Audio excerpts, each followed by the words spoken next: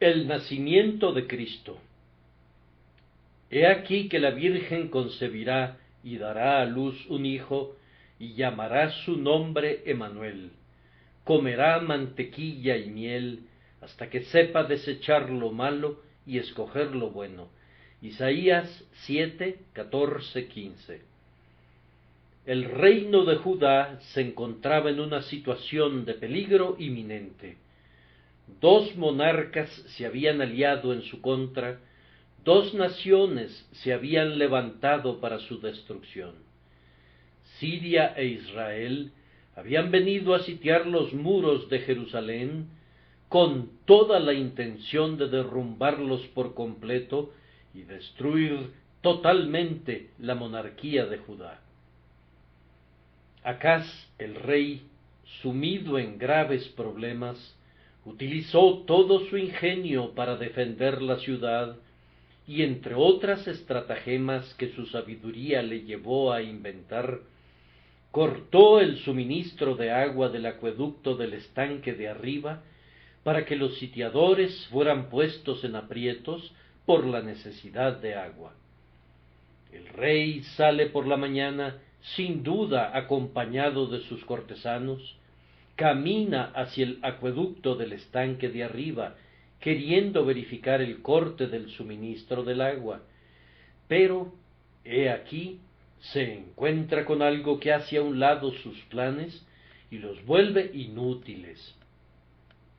Isaías sale a su encuentro y le dice que no tema a causa de esos dos cabos de tizón, pues Dios va a destruir por completo ambas naciones que se habían levantado en contra de Judá.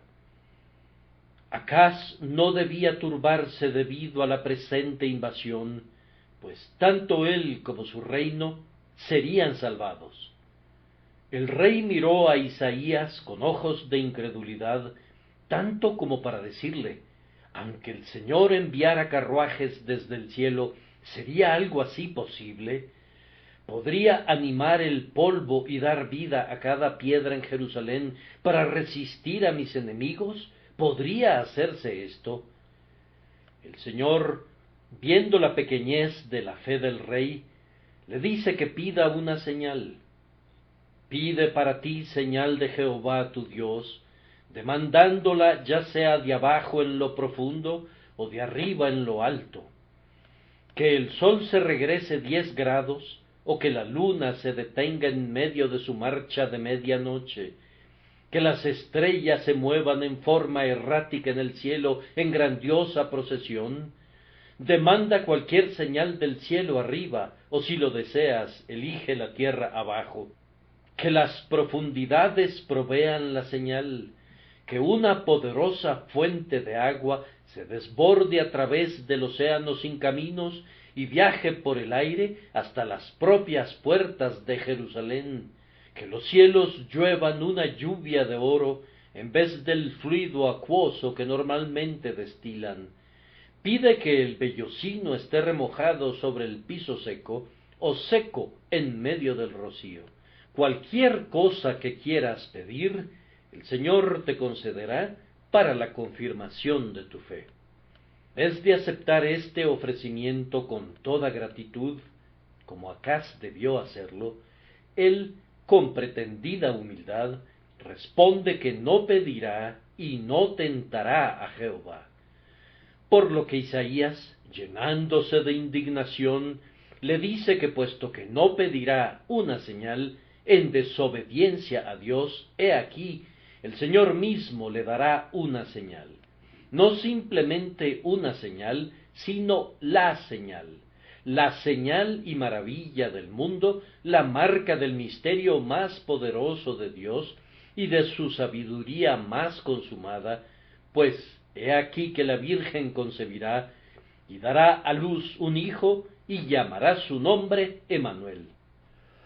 Se ha dicho que el pasaje que he seleccionado como mi texto es uno de los más difíciles de toda la palabra de Dios. Tal vez lo es. Yo ciertamente nunca pensé que lo fuera, hasta que leí lo que los comentaristas tenían que decir al respecto, y después de leer a los comentaristas, quedé perfectamente confundido.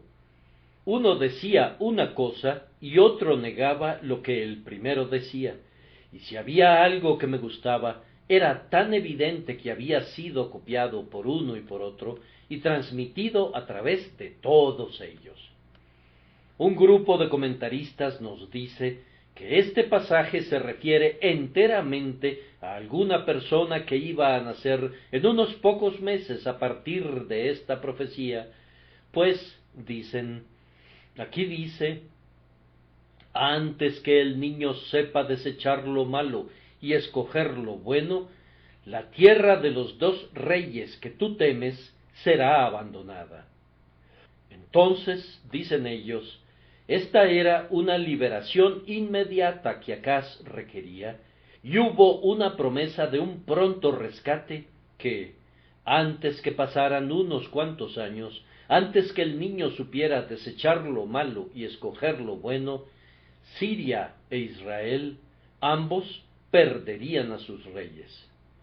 Bueno, eso me parece a mí un extraño desperdicio de un pasaje maravilloso, lleno de significado, y no veo cómo pueden sustentar su punto de vista cuando encontramos al evangelista Mateo citando precisamente este pasaje en referencia al nacimiento de Cristo y diciendo, todo esto aconteció para que se cumpliese lo dicho por el Señor por medio del profeta, cuando dijo, he aquí, una virgen concebirá y dará a luz un hijo, y llamarás su nombre Emanuel.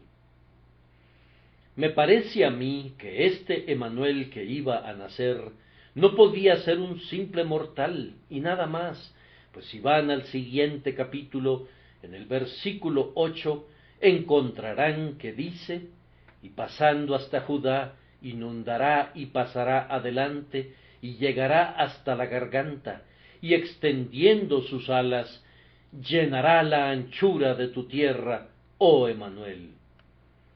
Aquí hay un gobierno adscrito a Emanuel, que no podría ser suyo si tuviéramos que suponer que el Emanuel del que se habla era ya sea Sear Jasub, o Maher Salal Asbaz, o cualquier otro de los hijos de Isaías. Por tanto, yo rechazo ese punto de vista acerca del versículo. Para mi gusto, está muy por debajo de la altura de este grandioso argumento. No habla ni nos permite hablar ni siquiera de la mitad de la maravillosa profundidad que está implicada en este poderoso pasaje. Además, encuentro que muchos comentaristas separan el versículo 16 de los versículos 14 y 15 y leen los versículos 14 y 15 como relacionados exclusivamente con Cristo y el versículo 16 con Sear Jasub, el hijo de Isaías. Dicen que hubo dos señales. Una fue que una virgen concebiría un hijo que se llamaría Emanuel, que no es otro que Cristo. Pero la segunda señal era que Sear Jasub, el hijo del profeta, de quien Isaías dijo, antes que este niño que ahora presento ante ustedes, antes que este hijo mío pueda conocer el bien y el mal, muy pronto ambas naciones que ahora se han levantado contra ti, perderán sus reyes. Pero a mí no me gusta esa explicación, ya que me parece que está muy claro que tanto en un versículo como en los otros se habla del mismo niño. Porque antes que el niño, el mismo niño, no dice este niño en un versículo y luego aquel niño en otro versículo, sino antes que el niño, este mismo del que he hablado, Emanuel, antes que él sepa desechar lo malo y escoger lo bueno, la tierra de los dos reyes que tú temes será abandonada. Además, otro punto de vista, que es el más popular de todos, es entender el pasaje como referido a un niño que iba a nacer entonces, y luego, en el sentido más elevado, a nuestro bendito Señor Jesucristo. Tal vez ese es su verdadero sentido. Tal vez esa es la mejor manera de allanar las dificultades. Pero yo pienso que si yo no hubiera leído nunca esos comentarios, sino que simplemente hubiera ido a la Biblia y nada más, sin saber nada de lo que alguien hubiera escrito al respecto, yo hubiera dicho: aquí está Cristo tan claramente presentado como es posible. Nunca se pudo haber escrito su nombre tan legiblemente como lo veo aquí. He aquí que la Virgen concebirá y dará a luz un hijo. Esto es algo inusitado, una cosa milagrosa, y por lo tanto debe ser algo semejante a Dios. Ella llamará su nombre Emanuel, comerá mantequilla y miel, hasta que sepa desechar lo malo y escoger lo bueno, y antes que el niño, el príncipe Manuel, sepa desechar lo malo y escoger lo bueno, la tierra de los dos reyes que tú temes será abandonada, y Judá sonreirá sobre la ruina de sus palacios. Entonces, esta mañana voy a tomar mi texto como relacionado con nuestro Señor Jesucristo, y tenemos tres cosas aquí acerca de Él.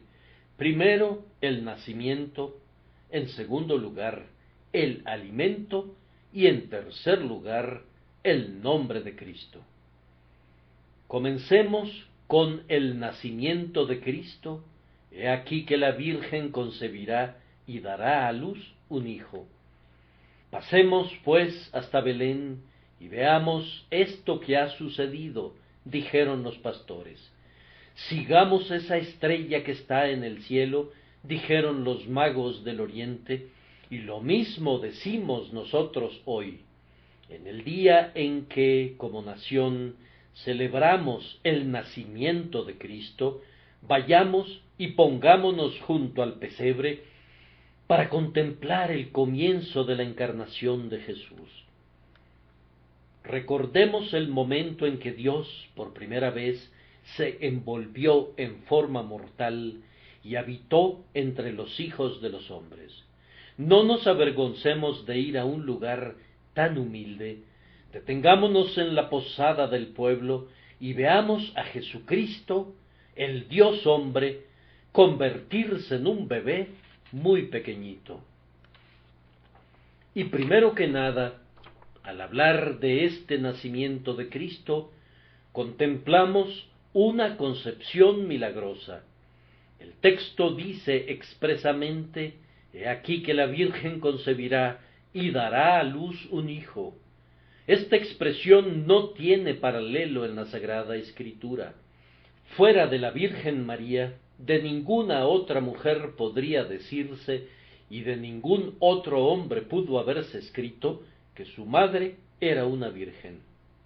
La palabra griega y la palabra hebrea, ambas, son muy expresivas de la virginidad verdadera y real de la madre, para mostrarnos que Jesucristo nació de una mujer, pero no de ningún hombre. No vamos a elaborar sobre el tema, aunque es muy importante y no debe dejar de mencionarse.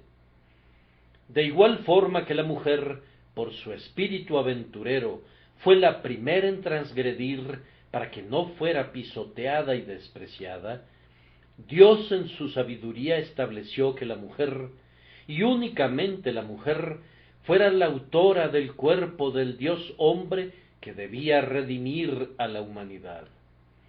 A pesar de que ella misma probó primero el fruto maldito y tentó a su marido, puede ser que Adán probó ese fruto por amor a ella, para que no fuera degradada, para que estuviera en una base de igualdad con él. Dios ordenó que así debía ser, que su hijo debía ser enviado, nacido de mujer, y la primera promesa fue que la simiente de la mujer, no la simiente del hombre, heriría la cabeza de la serpiente. Más aún, había una sabiduría peculiar que ordenó que Jesucristo fuera el Hijo de la mujer y no del hombre, pues si hubiera nacido de la carne, lo que es nacido de la carne, carne es, y solamente carne, y por la generación carnal, naturalmente habría heredado todas las debilidades y los pecados y las flaquezas que el hombre tiene desde su nacimiento. Habría sido concebido en pecado y formado en la iniquidad, al igual que el resto de nosotros. Por tanto, no nació de varón, pero el Espíritu Santo cubrió con su sombra a la Virgen María, y Cristo es el único hombre, con la excepción de otro, que salió puro de las manos de su Hacedor, que puede decir siempre, limpio soy. Y puede decir muchísimo más de lo que ese otro Adán pudo decir jamás concerniente a su pureza, pues él mantuvo su integridad y nunca la abandonó, y desde su nacimiento hasta su muerte no conoció pecado ni se encontró engaño en su boca. ¡Oh, qué maravilloso espectáculo! Detengámonos a mirarlo. Un niño nacido de una virgen, ¡qué combinación! Hay lo finito y lo infinito, hay lo mortal y lo inmortal, corrupción e incorrupción, lo humano y lo divino, el tiempo casado con la eternidad, Dios vinculado con la criatura, lo infinito del augusto Hacedor que viene a habitar a esta manchita de la tierra, Él que no tiene límites, que la tierra no puede contener y que los cielos no pueden contener, sostenido en los brazos de su madre, Él que fijó los pilares del universo y sujetó los clavos de la creación, descansando en un pecho mortal, dependiendo de una criatura para su alimentación. Oh nacimiento maravilloso, oh concepción maravillosa, estamos de pie, contemplamos y admiramos. Verdaderamente, los ángeles quisieran mirar en este tema demasiado oscuro para que hablemos de él. Allí lo dejamos, una virgen ha concebido y ha dado a luz un hijo. Además, habiendo observado la concepción milagrosa en este nacimiento, debemos ver enseguida la humilde ascendencia. No dice, he aquí que la princesa concebirá y dará a luz un hijo, sino una virgen. Su virginidad era su honor más alto, no tenía ningún otro. Cierto, ella era de linaje real, podía contar a David entre sus ancestros y a Salomón entre aquellos que formaban parte de su árbol genealógico. Ella era una mujer que no merecía ser despreciada, pues aunque hablo de humilde ascendencia, ella llevaba la sangre real de Judá. Oh niño, en tus venas corre sangre de reyes, la sangre de una antigua monarquía encuentra su camino desde tu corazón a través de todas las venas de tu cuerpo. Tú naciste no de padres insignificantes, si vemos su ancestro real, pues tú eres hijo de quien gobernó la monarquía más poderosa de su tiempo, es decir, Salomón, y también eres descendiente de aquel que planeó en su corazón construir un templo para el poderoso Dios de Jacob. La madre de Cristo tampoco fue, en cuanto a su intelecto, una mujer inferior. Entiendo que ella poseía una gran fuerza de mente, pues de otra forma no habría podido componer un fragmento de poesía tan dulce como ese que es llamado el Cántico de María, que comienza: engrandece mi alma al Señor. Ella es una persona que no debe ser despreciada. Hoy en especial me gustaría expresar mis pensamientos acerca de una cosa que considero como una falla entre los protestantes. Debido a que los católicos romanos le rinden demasiado respeto a la Virgen María y le rezan, tendemos a hablar de ella de una manera que la minimiza. Ella no debe ser colocada bajo un edicto de desprecio, pues ella pudo cantar verdaderamente: desde ahora me dirán bienaventurada todas las generaciones. Yo supongo que las generaciones de protestantes están entre todas las generaciones que deben decirle bienaventurada. Su nombre es María, y el singular poeta George Herbert escribió un anagrama al respecto. Cuán bien su nombre representa un ejército, en el que el Señor de los ejércitos colocó su tienda.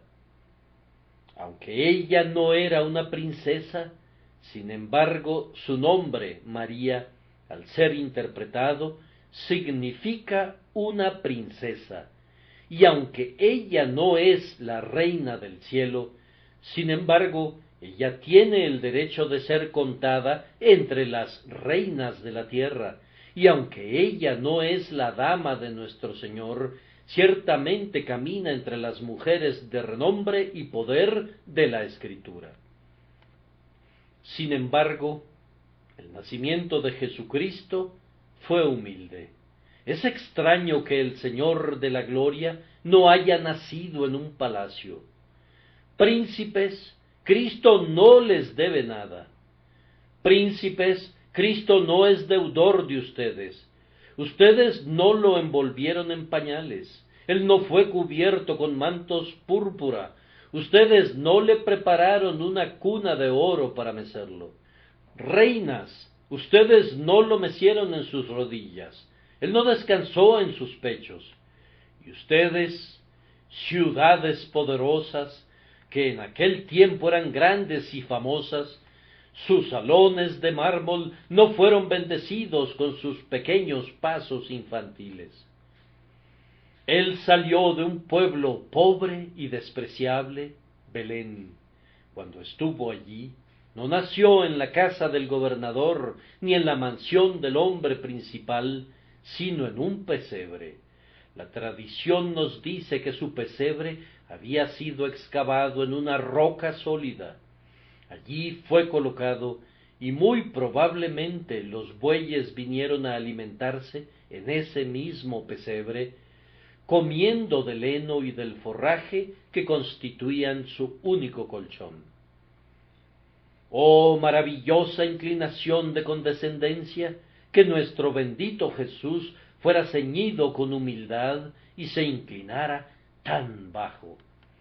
Ah, si se humilló, ¿por qué tenía que inclinarse a un nacimiento tan humilde? Y si se humilló, ¿por qué tenía que someterse no sólo a convertirse en el hijo de unos padres pobres, sino a nacer en un lugar tan miserable? Esto nos da muchos ánimos. Si Jesucristo nació en un pesebre excavado en una roca, ¿por qué no habría de venir y vivir en nuestros corazones de piedra? Si Él nació en un establo, ¿por qué el establo de nuestras almas no habría de convertirse en una habitación para Él? Si nació en la pobreza, ¿no podrían los pobres de espíritu esperar que Él sea su amigo? Si Él soportó desde el principio esa degradación, ¿consideraría Él un deshonor venir a sus criaturas más pobres y humildes y habitar en el corazón de sus hijos? Oh, no. Nosotros podemos recibir una lección de consuelo de su humilde origen, y podemos gozarnos de que no fue una reina ni una emperatriz, sino una humilde mujer la que se convirtió en la madre del Señor de gloria. Debo hacer un comentario más sobre el nacimiento de Cristo antes de proseguir, y ese comentario será relativo al glorioso día de su nacimiento. Con toda la humildad que rodeó el nacimiento de Cristo, sin embargo, hubo mucho que era glorioso, mucho que era honorable. Ningún otro hombre tuvo jamás un día de nacimiento como Jesucristo lo tuvo. ¿De quién más habían escrito los profetas y los videntes como escribieron de él? ¿Cuál nombre está grabado en tantas tablillas como el suyo? ¿Quién tuvo tal rollo de profecías, todas apuntando a él como Jesucristo, el Dios hombre? A continuación recuerden, en relación a su nacimiento, ¿cuándo colgó Dios una lámpara en el cielo para anunciar el nacimiento de César? Pueden nacer muchos Césares y pueden morir, pero las estrellas nunca profetizarán sus nacimientos. ¿Cuándo se inclinaron los ángeles desde el cielo alguna vez para cantar las sinfonías corales acerca del nacimiento de un hombre poderoso? Nunca. Todos los demás son pasados por alto. Pero vean, hay una grandiosa luz brillando en el cielo y se escucha un himno: Gloria a Dios en las alturas y en la tierra paz, buena voluntad para con los hombres. El nacimiento de Cristo no es despreciable, aun si consideramos a los visitantes que vinieron a rodear su cuna. Primero vinieron pastores, y, como ha sido comentado de manera singular por un viejo teólogo, los pastores no se perdieron en el camino, pero los magos sí se perdieron. Primero vinieron los pastores, sin ninguna guía ni dirección, a Belén.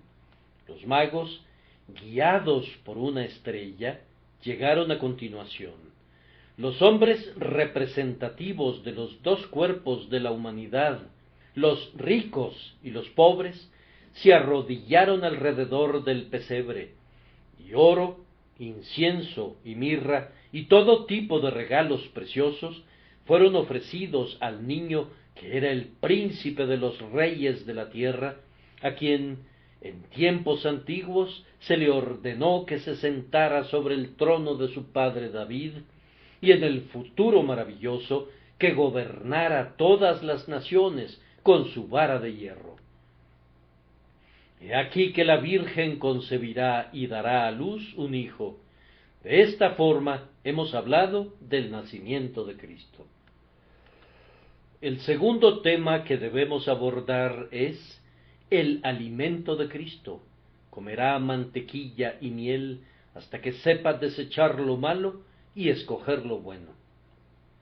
Nuestros traductores eran ciertamente estudiosos, muy acuciosos, y Dios les dio mucha sabiduría, de tal forma que ellos conformaron nuestro lenguaje a la majestad del original, pero en este punto fueron culpables de una gran inconsistencia.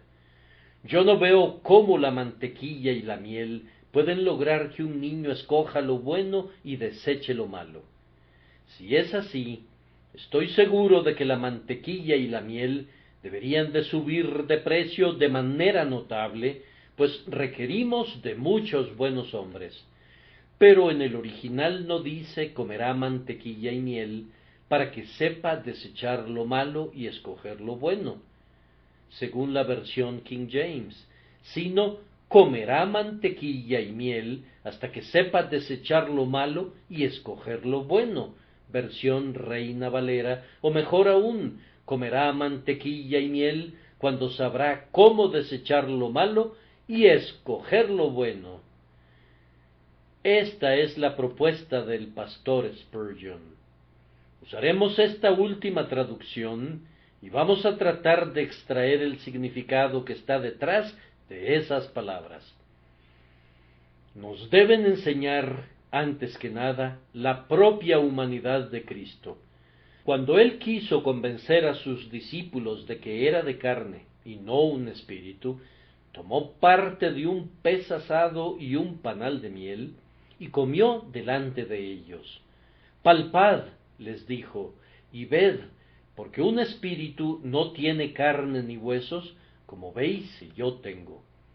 Algunos herejes enseñaban, incluso inmediatamente después de la muerte de Cristo, que su cuerpo era una mera sombra, que no era un hombre real, verdadero, pero aquí se nos dice que él comió mantequilla y miel, como lo hicieron los otros.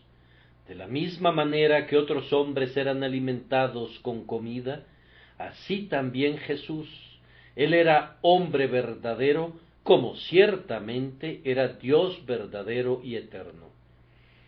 Por lo cual debía ser en todo semejante a sus hermanos, para venir a ser misericordioso y fiel sumo sacerdote en lo que a Dios se refiere, para expiar los pecados del pueblo.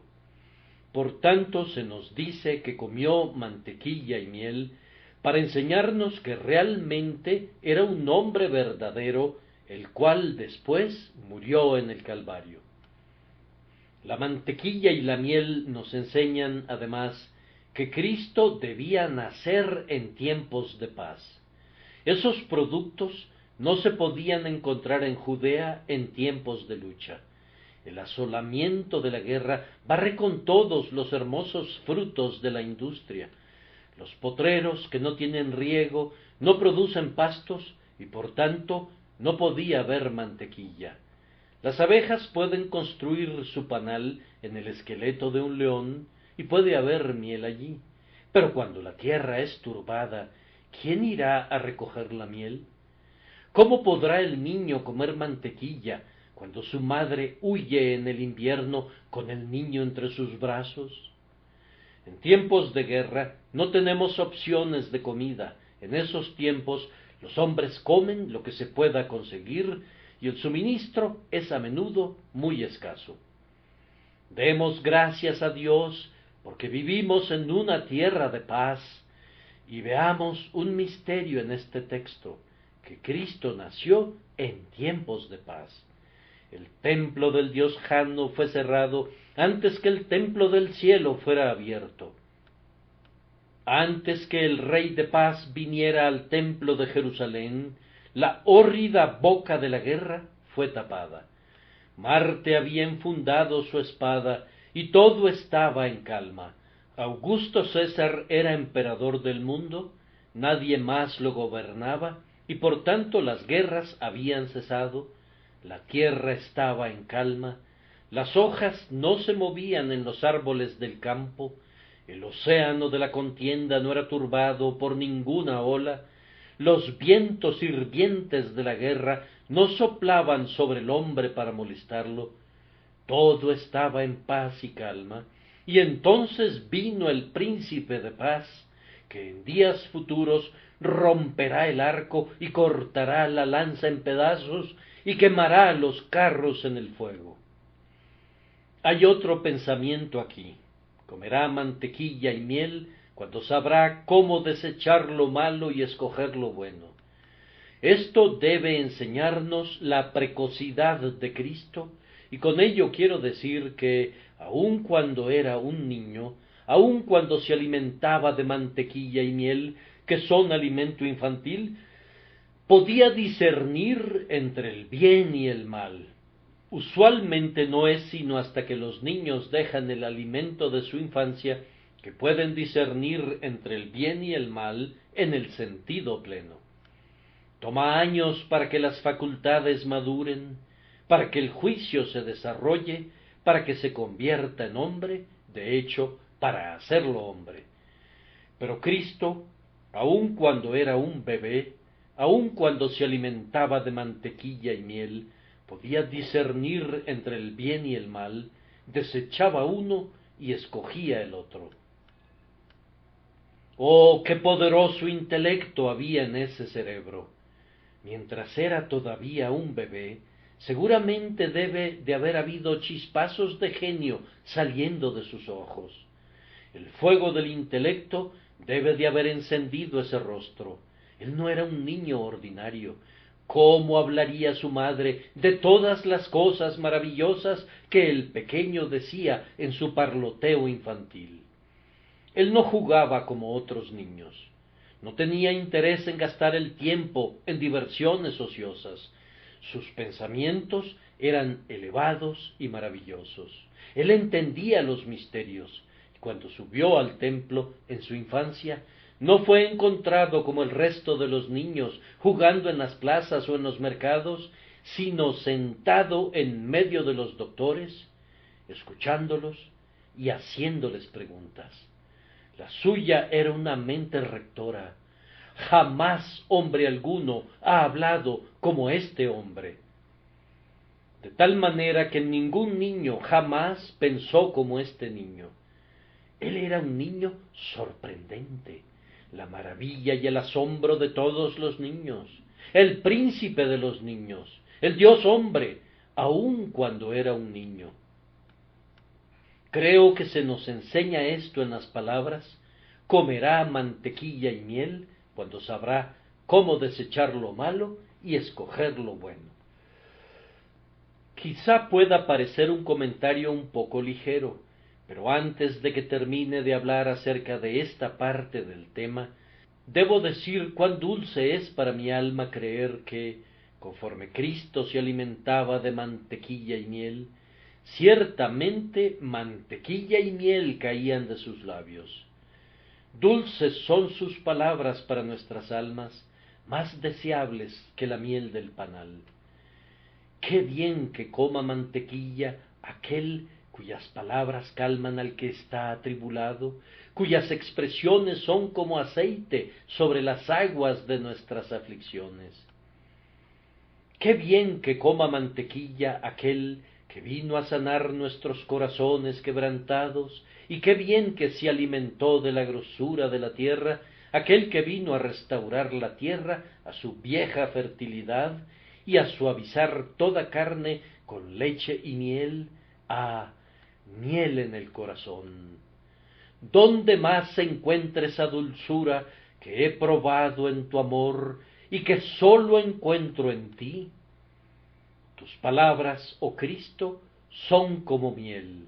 Como una abeja, yo he volado de flor en flor para recoger dulzura y confeccionar alguna esencia preciosa que fuera fragante para mí. Pero he encontrado que la miel se escurre de tus labios. Yo he tocado tu boca con mis dedos y he llevado esa miel a mis labios, y mis ojos han sido iluminados. Dulce Jesús, cada palabra tuya es preciosa para mi alma. Ninguna miel se puede comparar contigo. Qué bien que hayas comido mantequilla y miel. Tal vez no debí haber olvidado decir que el efecto de que Cristo comiera mantequilla y miel fue mostrarnos que durante su vida no iba a diferir de otros hombres en su apariencia externa. Otros profetas, cuando vinieron, estaban vestidos con ásperas vestiduras y su comportamiento era austero y solemne. Cristo no vino así. Él vino para ser un hombre entre los hombres, festejaba con quienes festejaban, comía miel con quienes comían miel. No difería de nadie, y por esto fue llamado un hombre comilón y bebedor de vino. ¿Por qué hizo eso Cristo? ¿Por qué se involucró así, como decían los hombres, aunque era verdaderamente una calumnia? Era porque quería que sus discípulos no tuvieran en alta estima la comida y la bebida, sino que más bien despreciaran estas cosas y vivieran como otros lo hacían, porque quería enseñarles que no es lo que entra en la boca lo que contamina al hombre, mas lo que sale de la boca, esto contamina al hombre. No es lo que el hombre come con moderación lo que puede lesionarlo, sino lo que un hombre dice y piensa. No es abstenerse de comer, no es la ordenanza carnal de no manejes, ni gustes, ni aun toques, lo que constituye los fundamentos de nuestra religión, aunque sería un buen anexo para ella.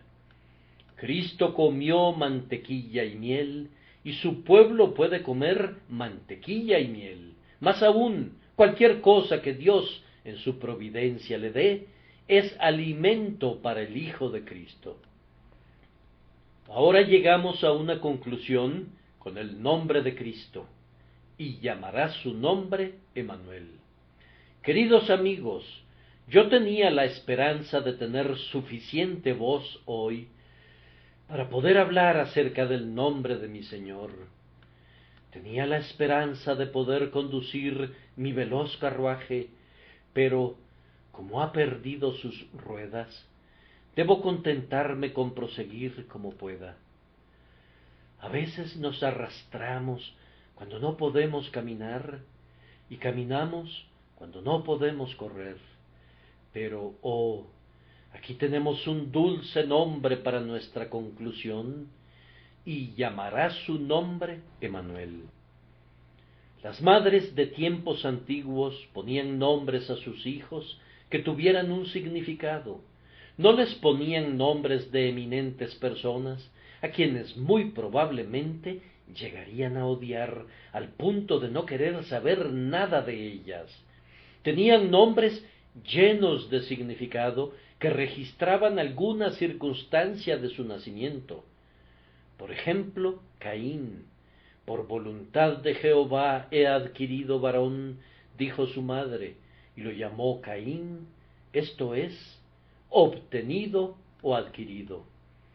Tenemos a Set, esto es, sustituto, pues su madre dijo, Dios, dijo ella, me ha sustituido otro hijo en lugar de Abel. Noé significa descanso o consuelo. Ismael fue llamado así por su madre porque Dios la había escuchado. Isaac fue llamado risa, pues él trajo risas al hogar de Abraham.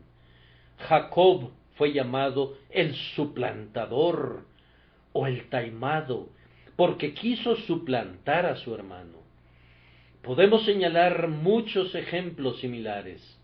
Tal vez esta era una buena costumbre entre los hebreos, aunque la formación peculiar de nuestra lengua no nos permitiría hacer lo mismo, excepto en cierta medida.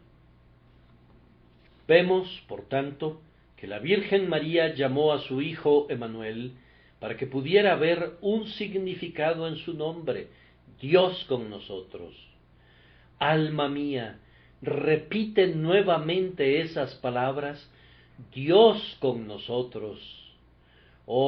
Es una de las campanas del cielo, repitámosla una vez más, Dios con nosotros. Es una nota extraviada de los sonetos del paraíso, Dios con nosotros. Es el balbuceo de un serafín, Dios con nosotros. Es una de las notas del canto de Jehová, cuando se goza en su iglesia con cantos, Dios con nosotros. Díganlo, díganlo, díganlo, este es el nombre de aquel que ha nacido hoy. Escuchen, los ángeles heraldos cantan. Este es su nombre, Dios con nosotros.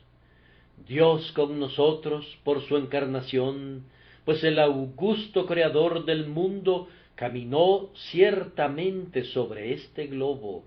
Él, que hizo 10.000 órbitas, cada una de ellas más poderosa y más vasta que esta tierra, se volvió un habitante de este pequeño átomo. Él, que era desde la eternidad hasta la eternidad, vino a este mundo de tiempo y se quedó en una angosta franja de tierra en medio de 2 mares sin límites. Dios con nosotros. Él no ha perdido ese nombre. Jesús tenía ese nombre en la tierra y lo tiene ahora en el cielo. Él es ahora Dios con nosotros. Creyente, Él es Dios contigo para protegerte. Tú no estás solo, porque el Salvador está contigo. Pónganme en el desierto donde no crece la vegetación. Todavía puedo decir Dios con nosotros. Pónganme en el océano remoto donde mi barca se balancee locamente sobre las olas. Todavía diría Emmanuel, Dios con nosotros. Súbanme a un rayo de sol y déjenme volar más allá del mar occidental. Yo todavía diría, Dios con nosotros. Dejen que mi cuerpo se hunda en las profundidades del océano y que yo me esconda en sus cuevas. Aun así, como hijo de Dios, yo diría, Dios con nosotros. Ay, y en la tumba, durmiendo allí en medio de la corrupción, aun allí puedo ver las pisadas de Jesús. Él camina el sendero de todo su pueblo, y todavía su nombre es Dios con nosotros. Pero si quieren conocer este nombre tan dulce, deben conocerlo por medio de la enseñanza del Espíritu Santo. ¿Ha estado hoy Dios con nosotros? ¿De qué sirve venir a la capilla si Dios no está allí? Mejor nos quedamos en casa si no tenemos la visita de Jesucristo, y ciertamente podemos venir y venir y venir tan regularmente como esa puerta gira sobre sus gonces, a menos que sea Dios con nosotros por la influencia del Espíritu Santo. A menos que el Espíritu Santo tome de las cosas de Cristo y las aplique a nuestro corazón, no es Dios con nosotros. De otra manera, Dios es un fuego consumidor. Yo amo a Dios con nosotros. Hasta que no vea a Dios en cuerpo humano, mis pensamientos no encontrarán consuelo. Ahora pregúntense ustedes mismos, ¿saben ustedes lo que significa Dios con nosotros? ¿Ha estado Dios con ustedes en sus tribulaciones por medio de la influencia consoladora del Espíritu Santo? ¿Ha estado Dios con ustedes al escudriñar las Escrituras? ¿Ha brillado el Espíritu Santo sobre la palabra? ¿Ha estado Dios con ustedes en la convicción, trayéndolos al Sinaí? ¿Ha estado Dios con ustedes, consolándolos, trayéndolos de nuevo al Calvario? ¿Conocen el pleno significado de ese nombre, Emmanuel, Dios con nosotros? No, aquel que lo conozca mejor sabe muy poco de él. Sí, y quien no lo conoce es verdaderamente un ignorante, tan ignorante que su ignorancia no es una bendición, sino que será su condenación. Oh, que Dios le enseñe el significado de ese nombre, Emmanuel, Dios con nosotros. Ahora lleguemos a una conclusión, Emmanuel. Es el misterio de la sabiduría, Dios con nosotros. Los sabios lo miran y se maravillan. Los ángeles desean verlo. La plomada de la razón no puede llegar ni a la mitad de la distancia de sus profundidades. El ala del águila de la ciencia no puede volar tan alto, y el ojo perforador del buitre de la investigación no puede verlo. Dios con nosotros es el terror del infierno. Satanás tiembla a su sonido, sus legiones vuelan con presteza, el dragón de alas negras del abismo se acobarda ante él. Dejen que venga a ustedes súbitamente, y si simplemente susurran esas palabras, Dios con nosotros, se cae de bruces, confundido y aturdido. Satanás tiembla cuando escucha ese nombre, Dios con nosotros. Es la fortaleza del obrero.